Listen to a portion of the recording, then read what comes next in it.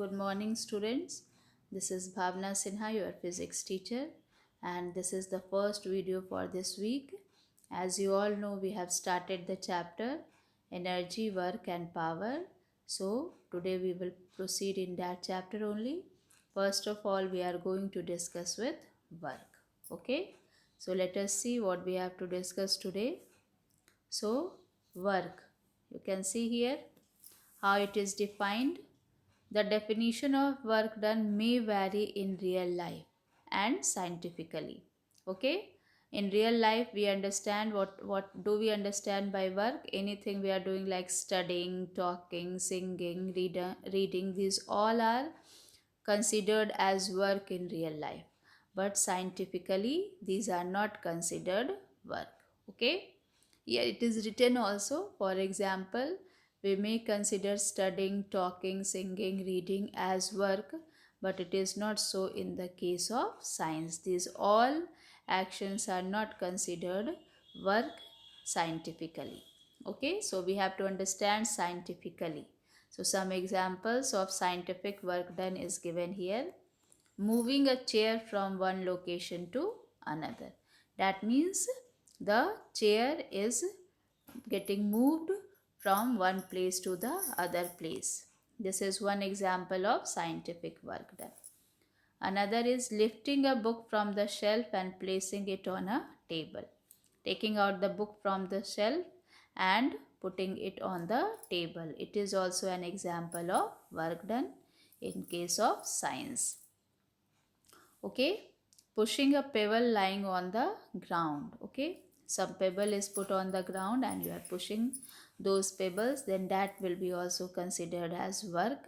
That will be also considered as scientific work done. But in real life we don't say that this is work. When we are just moving the chair from one place to the other place, we do not consider it as a case of work. When we are putting the book from the shelf on the table, that also in real life we are not considering work. And pushing a pebble lying on the ground, that is also not considered as work in real life. But these all are the examples of scientific work done, and we have to read about scientific work done only.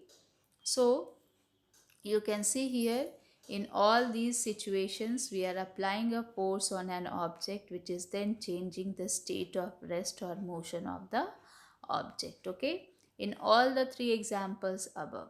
Okay, what we are doing when we are moving a chair from one location to another, we are actually exerting force on it, and due to the exertion of force, the position, the uh, place of the chair gets changed. That means there is change in the state of motion of the object.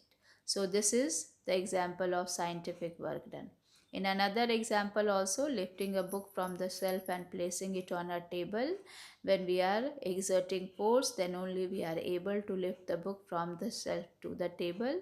So there is change in the motion of the book, and it is due to the force exerted on it. So this is also an example of scientific work done. And in the last one you can see pushing a pebble lying on the ground. Here also we are exerting force on the pebble. Due to the force which we have exerted on the pebble, the change is there in the motion of the pebble. So these three are the examples of scientific work done, and we have concluded from these three examples that whenever a force is exerted on any object, there is change in the state of rest or motion of the object, and then only we can say that the work is done. So two factors are responsible for determining the work to be done. The first one is the force exerted, and second is change in rest and motion.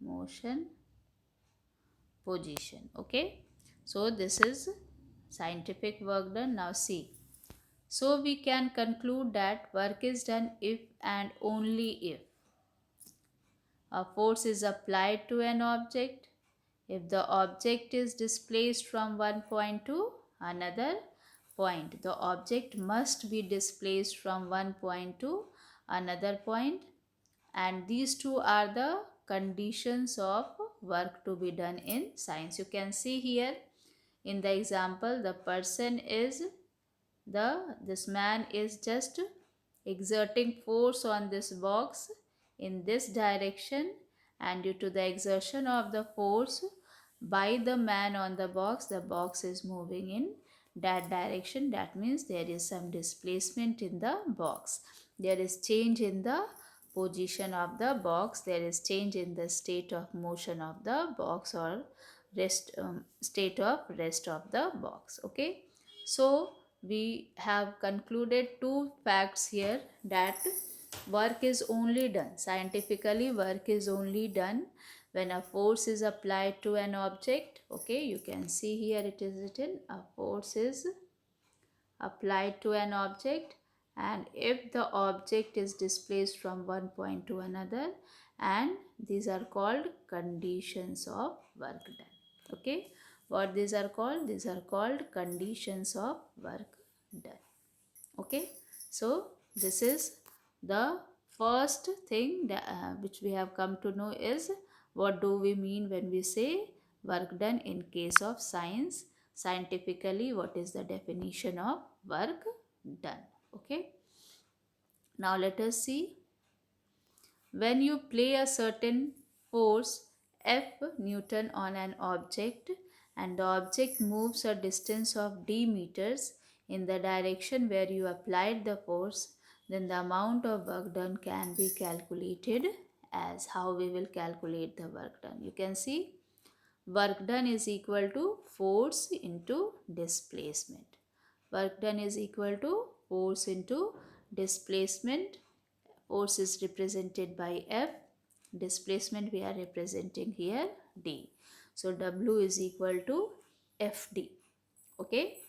Now on the basis of this work done, how we can define work done on the basis of force and displacement, scientifically how the work done is defined.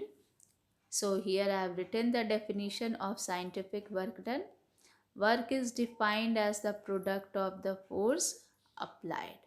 Work is defined as the product of the force applied on an object and displacement caused due to the applied force in the direction of force. Okay. What is work?